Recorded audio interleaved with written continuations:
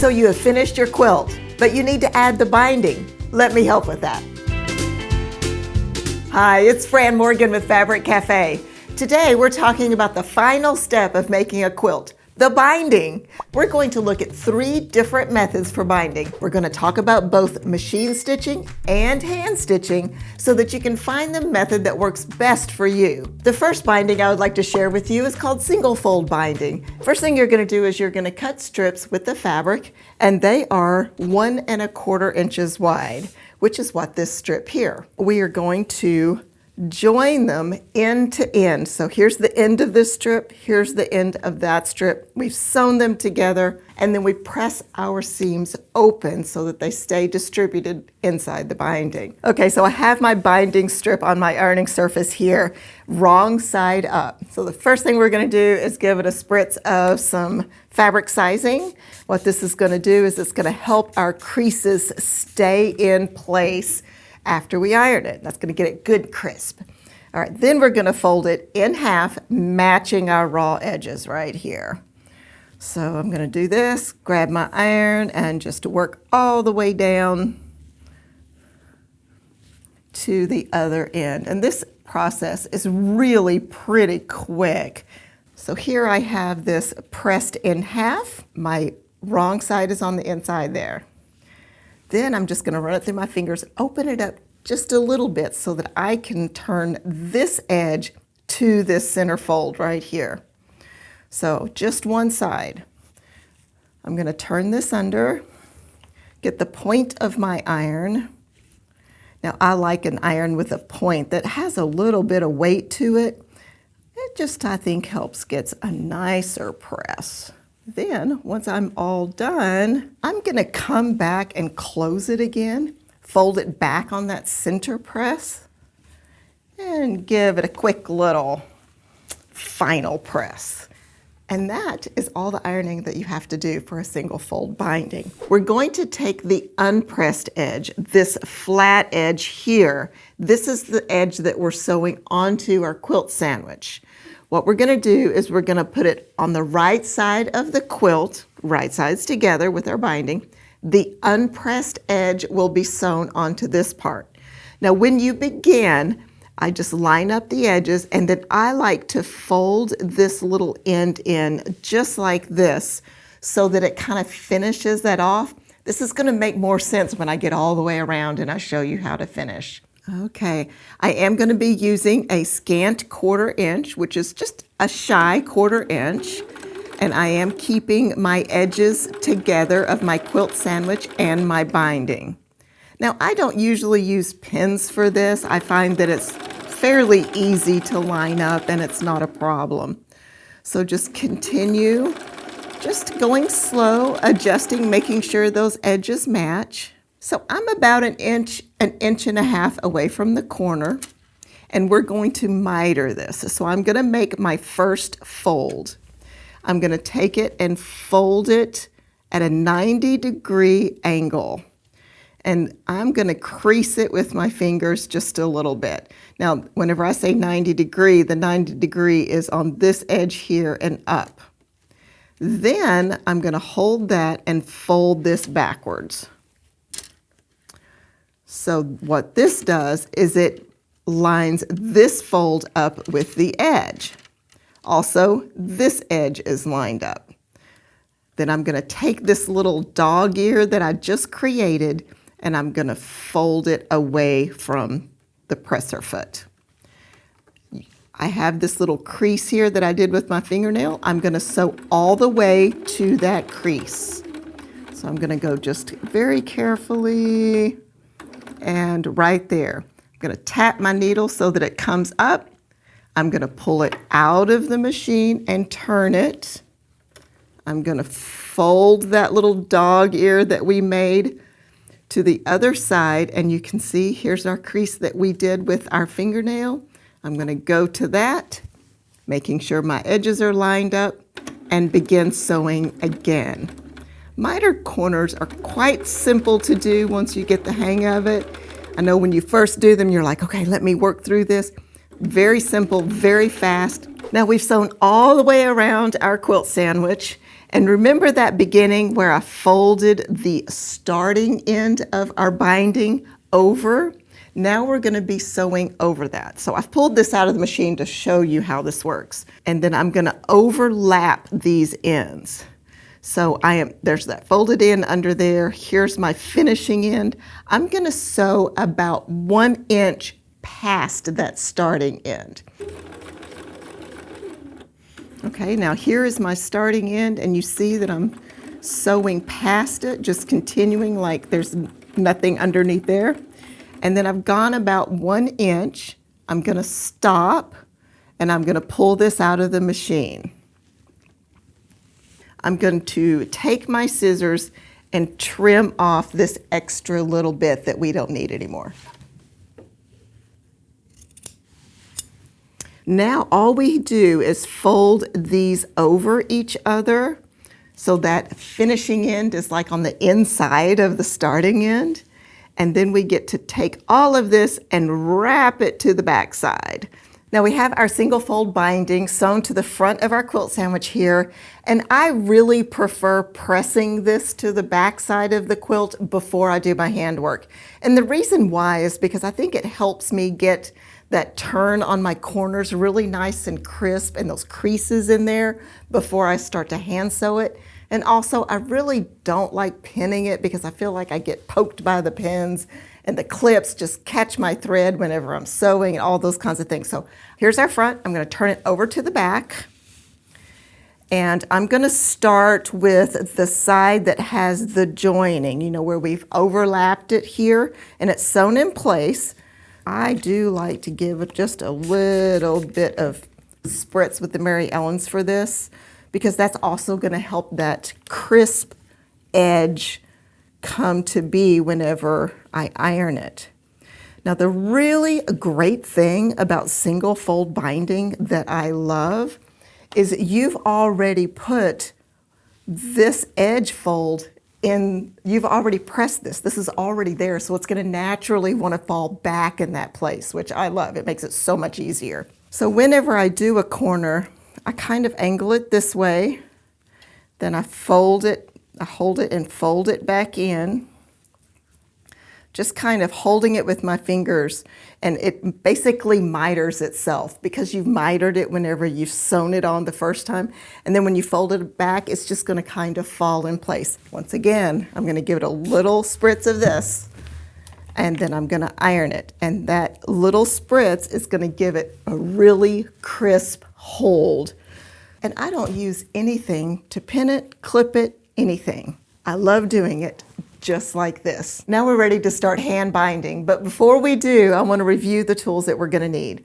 First, and obviously, you're going to need a needle. There's a couple of options. We have a binding needle. Now, binding needles are a little bit longer and more flexible than a regular sharp is. My preference is I actually prefer just a regular sharp, and I just get these at my local sewing shop. Very simple. They're a little stiffer and a little shorter, which is actually what I prefer. Now you're going to need just a regular sewing thread. We're using a white in this case. We're going to need just a small pair of scissors. I usually use my little embroidery scissors that I have. And then binding clips. Now binding clips are a great option. They're not mandatory, of course, but they will hold your binding in place while you're working with it. Sometimes I use these and sometimes I don't. Now I have already got my needle here, and I have threaded it with my thread, and I've just put a simple overhand knot on the very tail here just to get me started. I always start right in front of the overlap on the side where I started and finished, because I like to stitch that down first. So here's my joining part right here. I'm going to start about right here, I don't know, about an inch away, and I'm going to anchor my thread on the inside of that seam line. And I do this so that hopefully I can tuck this tail in. And what I do is I make a little stitch, and then I go back in and put another little stitch right on top of where I was. And then what I do is pull it like this, and you can see how there's a little bitty loop right here. I put my needle through that loop, pull it tight. Now I've actually knotted into my fabric, so I know that it's going to stay nice and secure. Then I go in here and I grab a little bit of the binding right on the fold. We've pressed that fold, so it's right there on the edge, very easy. Pull that through. Then you're going to catch a little bit of the backing fabric of your quilt on the outside of that stitch line, and then pull that. I keep going, grabbing a little bit of binding, grabbing a little bit of backing. Now, whenever I get to a corner, I go ahead and make some small stitches all the way up to that point. So I get the corner, and then whenever I'm right in this part right here on the backing, I grab that next layer just a little bit, put my needle through it. Let me move my hand so that you can see how I just grab that corner right there, pull my needle through, and then I'm gonna turn it so that I can work it, and then I start following that seam line on the next side. And then I just continue binding and sewing, alternating between putting my needle through the edge of the binding to the backing of the quilt. If I'm going to end my hand stitching, I put my needle on the inside of that stitch line, so it's between the raw edge and the stitch line. I do a really small stitch, and then I put my needle through a loop. And what this does is it ties a knot that anchors it to my fabric. Then what I do, and this is kind of an interesting thing, is I will take my end and weave it kind of in and out in that space between the stitch line and the edge. And this buries the end of the thread. So then I can come in here, pull this tight, clip it, and I know that that thread is not going to come back out, and it's knotted nicely into the fabric. Now, if you would like to machine bind all of your single fold binding, meaning sewing it on and finishing that last bit, and not do it by hand, there's one distinct difference that we need to do, is that you're going to sew your binding right sides to the wrong side of your quilt. Then you're going to take it and press it to the front side of your quilt. That is the only difference. The corners, the start and finish with the overlap, all of that stays the same. I'm going to start sewing, about an inch in front of my overlap, so that I sew over that overlap first. And one of the things I'm going to do is use my seam ripper like a stiletto to hold it. Now, if you have like a zipper foot, or I'm just using a 1/4 inch foot and sewing along the edge, those kinds of things really help you get right on the edge of that binding so it's nice and clean. All right, I'm going to go over my overlap. There we go. Perfect. Holding it with my seam ripper so that it just kind of keeps it in place. Okay, we're getting to the corner, so I'm going to slow down just a minute. And I am working with my needle down, so it's going to fall right in that corner. I'm going to turn my piece and making sure, let's see, I think I need one more stitch there. I'm going to turn it and get that right on the edge of the binding, right along the edge of my foot. And I'm just going to keep going, being careful that I'm right on the edge and I'm covering up that first stitch. So whenever you get to the end and you've sewn all the way around, I do a back stitch and I go backwards 2 or 3 bits and then go forward 2 or 3. And that's just going to anchor it really, really nice. Now, I love single fold binding. I think it finishes your quilt very well, uses a little bit less fabric, and I think it just gives this really crisp finished edge that I really prefer. I think it's very neat and tidy, and I just love the way it looks. Now, if you're interested in this beautiful fabric that I've been working with, we have placed it in our Frolic pattern. It is gorgeous. I love this really moody floral print. I think it looks so good against the gray background for the number 2, and that number 3 fabric just gives you that nice border and the movement in the quilt, and it is on our fabriccafe.com site. Now, if you're looking for a bigger binding, a double fold binding is a good option for you. First, we're going to cut them 2.5 inches wide, and then we're going to sew them end to end just like we did with our single fold. We're gonna turn it so that the wrong side of your binding is up, and then I'm gonna spritz it with my Mary Ellen's here. I'm gonna match the raw edges, and I am gonna go in here and give it a quick press, just like this. And this goes really fast, very, very simple. Here is our folded binding strip. Let's go put this on our quilt. So we're gonna place our double fold binding meeting the edges of our quilt sandwich here. Now I'm going to open up my double fold binding and just finger press this over like this. And that's gonna give me a nice finish. And then I'm gonna fold it back.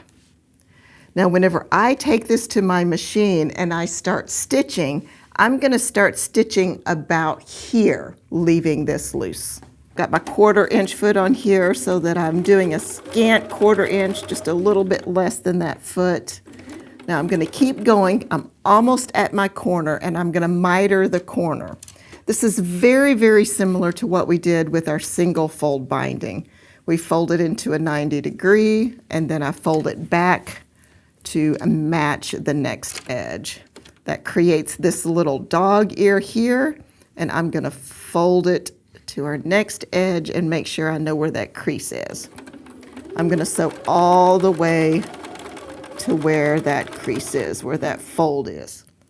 I'm gonna lift my needle and my presser foot, turn it, flip my little dog ear corner over, put it down right where that crease is, still a 1/4 inch from the edge, and I'm going to continue sewing. So remember how we started and we left this a little bit of a tail here, and we finger pressed this edge to the inside. This is the end of our bias strip. So what I'm gonna do is I'm actually going to trim this long finishing edge here so that it's shorter. Let me show you here. So you see I started stitching right here, and this is shorter. I'm gonna be able to go just like this and tuck this on the inside, just like that. Normally what I do is I will put a pin right here in this finishing so that it just kind of holds it down, and I know that whenever I turn this over, that fold is nice and clean. And I'm getting to that overlap. I'm gonna pull my pin, and then I'm just going to keep going at that 1/4 inch. Now I'm back to where I started with my seam, so I'm gonna do a little back stitch to secure it. Now I'm gonna go press this to the front and I'll meet you back here. Now we have our double fold binding all sewn on and pressed to the front of the quilt. You can see here that this is our joining and our mitered corners all pressed beautifully. Now I'm gonna start sewing right before my side overlap so that I'm sure to get that spot first. I'm also working with my needle down again, and I'm using the edge of my foot as a guide to stitch right along the edge of that binding. And I'm gonna stop, my needle's in the down position. I'm gonna turn my piece, and I'm right on the edge, which is perfect. And just like the single fold binding, I'm going to do a back stitch to anchor it and then pull it out of the machine. Now, many people really like this binding because of how substantial it is. I have never had any issues with a single fold binding standing up to the test of time, but this is a great option if you want to try it. And look at the movement in this fabric. It is so dynamic, and the big blocks of the United pattern really shows off all of that movement and the beautiful colors in it. I think it really turned out great. Love the way it sashed as well. And it is on our fabriccafe.com site. Now, a really fun option for binding your quilt is flange binding. And this is a little bit more decorative than the other two bindings, and I actually really like it. There's a couple of extra steps that we'll need to do. Now, to make the flange binding, you're going to be cutting 2 strips of fabric with the fabric. And so we're going to have one that is cut at 1.5 inches and one that is cut at 1.25 inches. You're gonna sew these together on these long edges.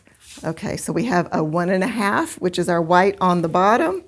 We have our 1.25 strip, which is this beautiful blue here. I'm going to press this seam open. I'm gonna give it a little bit of spritz with some Mary Ellen's just so I can get it on that seam. And then I am going to take the point of my iron and just run it along there. Look at that, it just opens right up for me. Then we're gonna match the two raw edges just like we did on our double fold binding. Fold it in half, wrong sides together, and then we're gonna give it a press. And once again, like I said, we're matching the raw edges here, wrong sides together. Now, whenever I turn this over, you're gonna see how this works. It's so cool. Ta-da! We've got just that little bit of white peeking through for our binding. All right, let's go put this on our quilt sandwich so we can see what it's gonna look like. I have the back side of the quilt up, and we have our flange binding. Now, I always double check this before I start sewing because I wanna make sure that I have the right side up whenever I fold it around the edge. If I lay this down here and just match my edges and pretend that it's sewn on and fold it over, you see how that you can get that little white edge and then there's my dark binding. So I know this is the way it needs to go on. First thing I'm gonna do is open this up and finger press this end under. Then I'm gonna start sewing about right here. I'm gonna give myself a couple of inches and I'm gonna take it to the machine and start here, leaving this end loose. So let's do that now. Okay, once again, working with my needle down, sewing through all of my layers at a scant 1/4 inch. I'm getting close to my corner, and same as before, we're just going to fold that to a 90-degree and then fold it back, creating that little dog ear there, and then fold that to the side we're about to sew. I'm gonna keep going around sewing this on my quilt sandwich. We're gonna join it just like we did the double fold binding, exactly the same way. Then I'm gonna take it to my iron and press it to the front, and then I'll meet you back here. Now, to machine finish your flange binding, it's exactly the same as your double fold binding, except for one thing.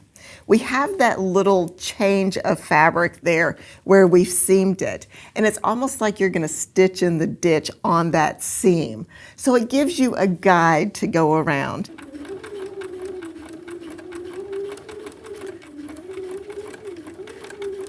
Now, just like sewing my other binding, I always still work with my needle in the down position. And I just kind of am careful and get right in that seam line. So it's really nice that we have a guide. Now I'm at the corner, and just like before, I'm gonna watch where my needle lands, stop it in the down position, and turn it, and we are right on target here and still sewing within that seam.